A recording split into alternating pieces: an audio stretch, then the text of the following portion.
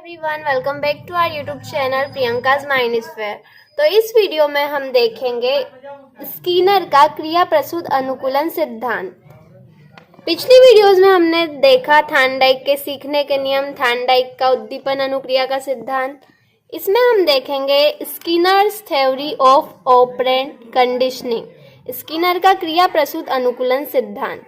इस सिद्धांत का प्रतिपादन अमेरिकी विचारक प्रोफेसर बीएफ स्किनर ने 1938 में किया। स्किनर क्रिया प्रसूत अनुकूलन का आधार पुनर्बलन को मानते हैं। इस सिद्धांत के मूल में थार्नडाइक द्वारा प्रतिपादित उद्दीपन अनुक्रिया सिद्धांत है, जिसको स्किनर ने पुनर्बलन सिद्धांत में परिवर्तित कर दिया। परिभाषा: जब कोई जीव जैसे मानव या जानवर किसी क्रिया के परिणाम से सीखता है तो या तो वह क्रिया पुनः करने या न करने का निर्णय लेता है, या तो क्रिया पुनः करता है या फिर न करने का निर्णय लेता है। इसे क्रिया प्रसूत अनुकूलन कहते हैं। मुख्य बिंदु: प्रेरणा, मोटिवेशन। बालक पहले से सक्रिय होता है और किसी क्रिया को करता है।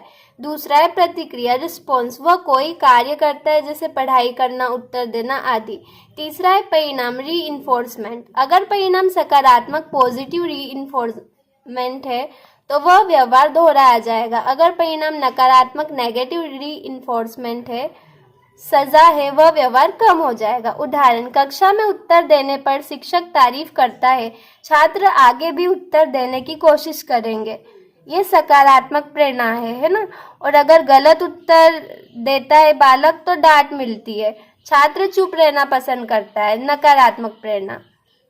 अन्य नाम है स्किनर के क्रिया प्रसूत सिद्धांत के: कार्यात्मक अनुबंधन सिद्धांत, सक्रिय अनुबंधन सिद्धांत, नैमित्तिक अनुबंधन सिद्धांत, साधनात्मक अनुबंधन सिद्धांत, इंस्ट्रूमेंटल कंडीशनिंग, ठीक है, रिस्पॉन्स, आर टाइप कंडीशनिंग, ठीक है। ये नाम आपकी जो एमपी-टेट की एग्जाम होती है उसमें पूछ सकते हैं कि क्रिया प्रसूत अनुकूलन सिद्धांत का और क्या नाम है, ठीक है। तो आपको ये सारे नाम याद रखने हैं, या फिर एग्जाम में इस नाम से भी ये वाली थ्योरी पूछ सकते हैं, ये सिद्धांत पूछ सकते हैं, ठीक है। और कुछ पॉइंट याद रखना। बीएफ स्किनर, इनका जन्म हुआ 1940 में, इनकी डेथ हुई 1990 में, और ये प्रोफेसर थे हार्वर्ड यूनिवर्सिटी में, ठीक है। वर्ल्ड के टॉप 10 प्रोफेसर में से एक थे।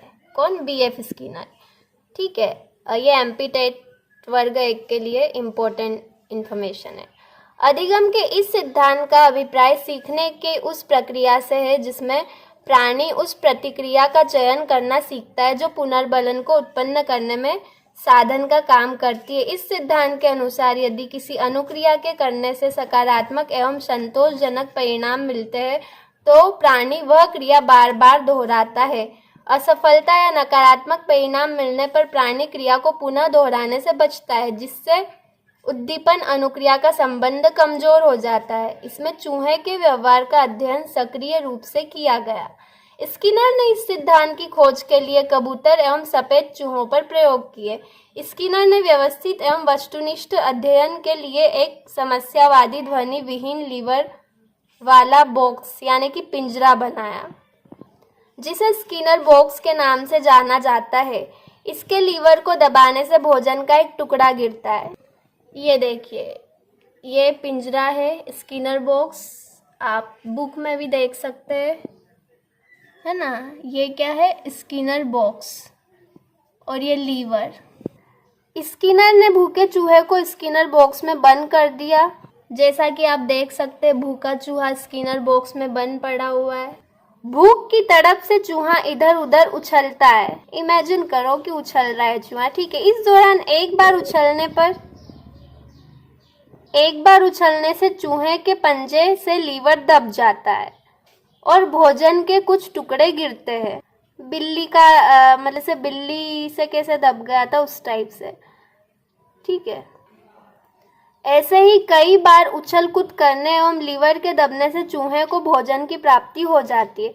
इस प्रकार बार बार भोजन मिलने से चूहा लीवर को दबाकर भोजन प्राप्त करने की कला को सीख जाता है। इसमें अनुबंधन का संबंध सीखने वाले के केंद्रीय तंत्रिका तंत्र से होता है। भोजन चूहे के लिए प्रबलन रीइंफोर्समेंट एवं भूख उसके लिए प्रणोदित ड्राइव का कार्य करती है। अब प्रयोग देखो, स्किनर ने चूहे व कबूतर, चूहे पर 1938 में व कबूतर पर 1943 में प्रयोग किए।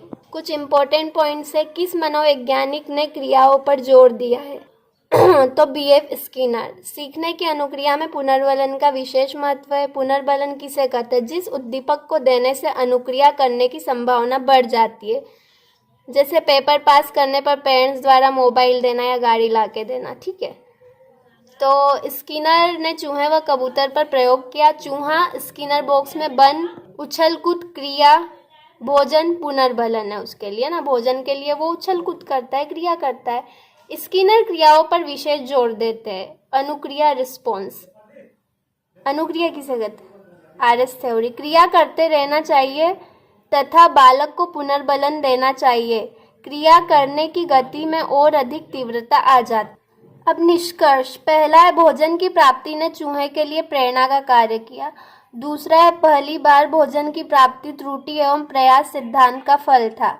तीसरा, लीवर दबाने से भोजन की प्राप्ति से अनुक्रिया एवं पुनर्बलन में अनुकूलन स्थापित हो जाता है।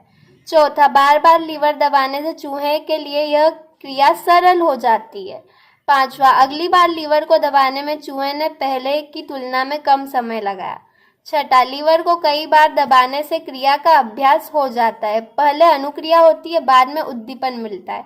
जैसे पुनर्बलन मिलता है, वैसे वैसे सही अनुक्रिया और लक्ष्य तक पहुंचने में तीव्रता आती है। शैक्षिक महत्व। यह सिद्धांत प्रभाव के नियम पर आधारित है। क्रिया के अनुसार सकारात्मक व नकारात्मक पुनर्बलन तुरंत देना चाहिए, क्योंकि देर करने से इसका प्रभाव कम हो जाता है। तीसरा, इस सिद्धांत के द्वारा बच्चों के व्यवहार में अपेक्षित व्यवहारगत परिवर्तन किया जा सकता है। चौथा, अभिक्रमित अनुदेशन इसी सिद्धांत पर आधारित है।